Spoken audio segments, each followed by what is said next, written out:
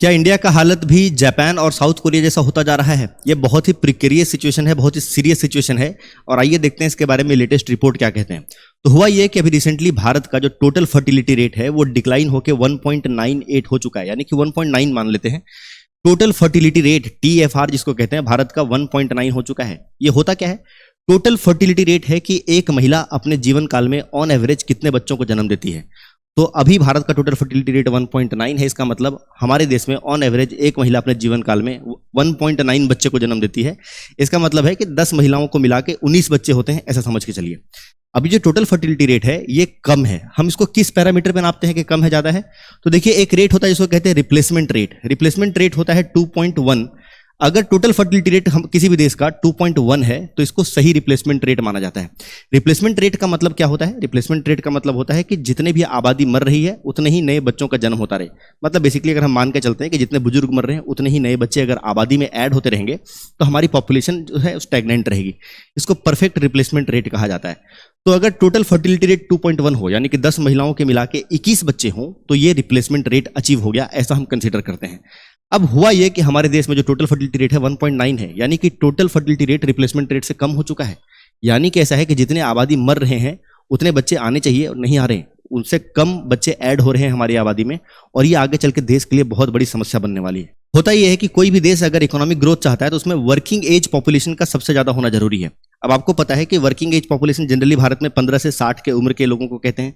15 से जो नीचे हो गए या 60 के जो ऊपर हो गए, इनको डिपेंडेंट पॉपुलेशन कहते हैं, यानी कि ये वर्किंग एज के ऊपर डिपेंडेंट है। जैसे कि एक फैमिली है, उस फैमिली में पति पत्नी रह रहे हैं, तो जो दादी दादा होंगे वो ऑब्वियसली डिपेंडेंट होंगे और उनके जो बच्चे होंगे वो भी इन पे डिपेंडेंट होंगे। पर अचानक से अगर टोटल फर्टिलिटी रेट कम हो जाए तो बीच में तो बहुत अच्छा गोल्डन अपॉर्चुनिटी होता है, पर ये आगे चल के समस्या देता है। दिक्कत क्या आती है?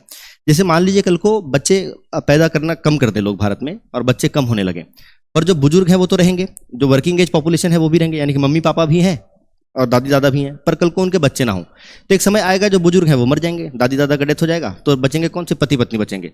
तो उन पे डिपेंडेंसी कम हो जाएगी। यानी कि बीच में अगर टोटल फर्टिलिटी रेट गिरने लगता है तो बीच में क्या होगा? बहुत अच्छी अपॉर्चुनिटी है इकोनॉमिक ग्रोथ का, क्योंकि अगर बच्चे कम पैदा हो रहे हैं और बुजुर्ग तो मरेंगे ही, यानी कि वर्किंग एज पॉपुलेशन है उस पर डिपेंडेंसी कम हो जाएगी। तो ऐसे केस में देश के पास एक अच्छा अपॉर्चुनिटी है इकोनॉमिक ग्रोथ का, पर यह समस्या आगे चल के बड़ा डेंजरस हो जाएगा, क्योंकि जब बच्चे होंगे नहीं तो ओवरऑल जो वर्किंग पॉपुलेशन है आगे चल के डिक्लाइन हो जाएगा, क्योंकि जो अभी बच्चे हैं वही आगे चल के वर्किंग पॉपुलेशन का हिस्सा बनेंगे।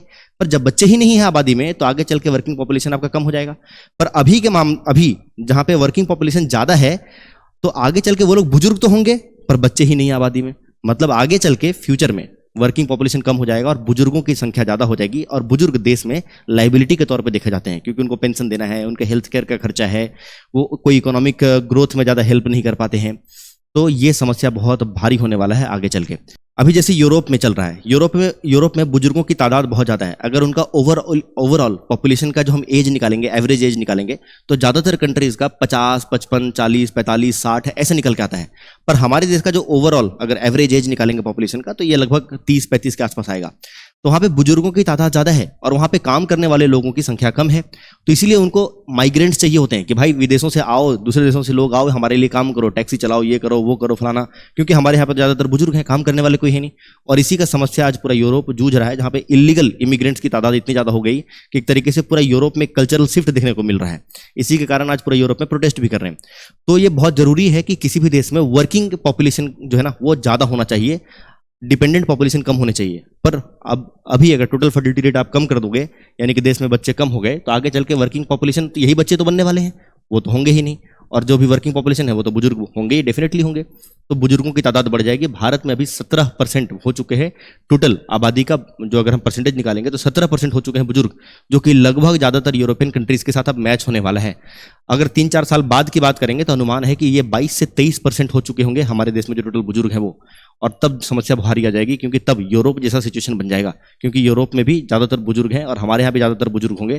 तो फिर इकोनॉमिक ग्रोथ में स्टेगनेंसी देखने को मिलेगा। मतलब एक तरीके से ग्रोथ है वो डिक्लाइन हो जाएगा, ये रुक जाएगा इस तरीके से, क्योंकि काम करने वाले लोग नहीं होंगे। अब इसका एक बेहतरीन एग्जांपल है कि इंडिया का जो पॉपुलेशन ग्रोथ है उसको केरला के पॉपुलेशन ग्रोथ से इंडिविजुअली कंपेयर किया गया। तो आप देख सकते हैं कि भारत में जो सेंसस हुआ था 1971 में, उसमें टोटल 5.2 टोटल फर्टिलिटी रेट था किसका? इंडिया का। पर केरला का था तब 4.1, यानी कि अगर भारत में टोटल ऑन एवरेज महिलाएं 10 महिलाओं को मिला के 52 बच्चे हो रहे थे, तो केरला में 10 महिलाओं को मिला के 41 बच्चे हो रहे थे। पर केरला ने पॉपुलेशन कंट्रोल पे शुरुआत से काम किया, तो 1991 के सेंसस में भारत में जो टोटल फर्टिलिटी रेट है वो 3.6 तक डिक्लाइन हुआ, पर केरला में हेवीली डिक्लाइन हो गया, 1.8 हो गया। अब यानी कि देख सकते हैं कि टोटल जो इनका फर्टिलिटी रेट है वो 1991 में ही रिप्लेसमेंट रेट से कम हो चुका है, 2.1 से कम हो चुका है 1991 में ही। तो उनको बीच में ना शानदार विंडो मिला, क्योंकि भैया टोटल फर्टिलिटी रेट कम हो गया, बच्चे कम आ रहे हैं, बुजुर्ग हैं उनका डेथ हो जाएगा, तो वर्किंग पॉपुलेशन उनकी ज्यादा बढ़ गई, डिपेंडेंट पॉपुलेशन कम हो गए उनके। तो इसका फायदा उन्होंने खूब उठाया, और इसका कारण है कि आज केरला बहुत हर पैरामीटर्स पे ज्यादातर केस में टॉप 2, 3, 5 में आता है, अगर हम इकोनॉमिक ग्रोथ या इकोनॉमिक एस्पेक्ट की बात करते हैं तो ये केरला का जो मॉडल था अभी धीरे धीरे हो सकता है कि इंडिया भी कुछ समय के लिए फॉलो करेगा, यानी कि टोटल फर्टिलिटी रेट हमारा कम हो चुका है, यानी कि कुछ समय के लिए हमारे पास एक गोल्डन अपॉर्चुनिटी है, गोल्डन विंडो है, क्योंकि डिपेंडेंट पॉपुलेशन कम होने वाले हैं, बच्चे कम होने वाले हैं, बुजुर्ग भी मरेंगे, कम हो जाएंगे, तो हमें इकोनॉमिक ग्रोथ बहुत जबरदस्त करना है, पर इसका खामियाजा आगे चल के भविष्य में भुगतना पड़ेगा। सिचुएशन जापान और कोरिया जैसा हो जाएगा। कोरिया और जापान में 1.6 के आसपास आ चुका है, और हालात ये हो गए हैं कि जापान में आज बच्चे हैं ही नहीं, बहुत कम हैं, जो बुजुर्ग हैं वो घर जब मर रहे हैं तो उनका घर एकदम पूरा बंजर खाली पड़ा हुआ है, ऐसे सैकड़ों हजारों की तादाद में ऐसे घर बंजर पड़े हुए, खाली पड़े हुए, क्योंकि उनके बच्चे ही नहीं हुए। तो ये समस्या बहुत भारी होने वाला है, और इंडिया भी अगर ऐसे ही चलता रहा या टोटल फर्टिलिटी रेट में डिक्लाइन आता रहा, तो हमारे देश का जो सिचुएशन होगा वो ऑलमोस्ट साउथ कोरिया या फिर जापान के जैसा हो सकता है।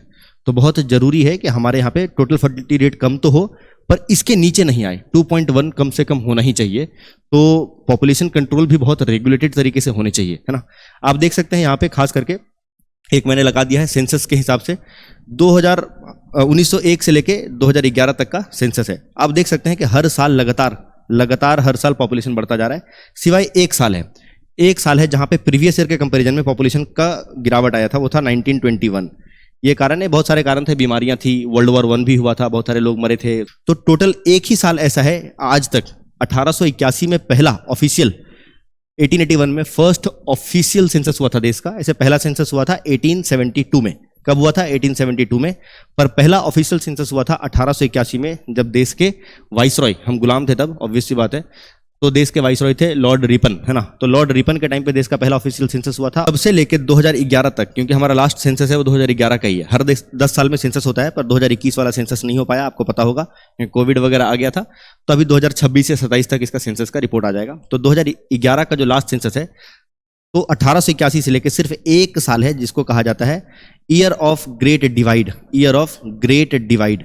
ये जो 1921, क्योंकि एकमात्र ऐसा साल था जहां पे आबादी गिरी थी, उसके बाद आबादी बढ़ते जा रही है, और बीच में ये वाला जो फेज है ना, इसको कहा जाता है एरा ऑफ पॉपुलेशन एक्सप्लोजन। ये वाले जो साल है, ये वाले, इनको कहा जाता है एरा ऑफ पॉपुलेशन एक्सप्लोजन या पॉपुलेशन बूम। बहुत तेजी से यहाँ पे आबादी बढ़ी थी, और जब आबादी बहुत तेजी से बढ़ती है तो आगे आने वाले समय में देखेंगे 1991 में, क्योंकि जब आबादी बढ़ रही है यानी कि बच्चे नए ज़्यादा पैदा हो रहे हैं, तो 1991 में 2000 में हमारे पास वर्किंग पॉपुलेशन की संख्या ज़्यादा थी, और वैसे केस में हमने थोड़ा बहुत इकोनॉमिक ग्रोथ देखना स्टार्ट किया। पर अगर अब टोटल फर्टिलिटी रेट इतना डिक्लाइन हो जाएगा तो आगे चल के हो सकता है 15-20 साल तक तो हम इसका गोल्डन अपॉर्चुनिटी का फायदा उठाएंगे, क्योंकि अभी तो बच्चे ठीक है काफ़ी हैं, आगे वर्किंग एज पॉपुलेशन में कन्वर्ट हो जाएंगे वो। पर अब जो बच्चे कम पैदा हो रहे हैं, तो इसका मतलब है कि आगे चल के 20-25 साल बाद हमारे यहाँ पे वो वर्किंग पॉपुलेशन में कन्वर्ट नहीं हो पाएंगे, यानी कि बच्चे हैं ही नहीं, तो ये देश भारी समस्या से जूझने वाला है।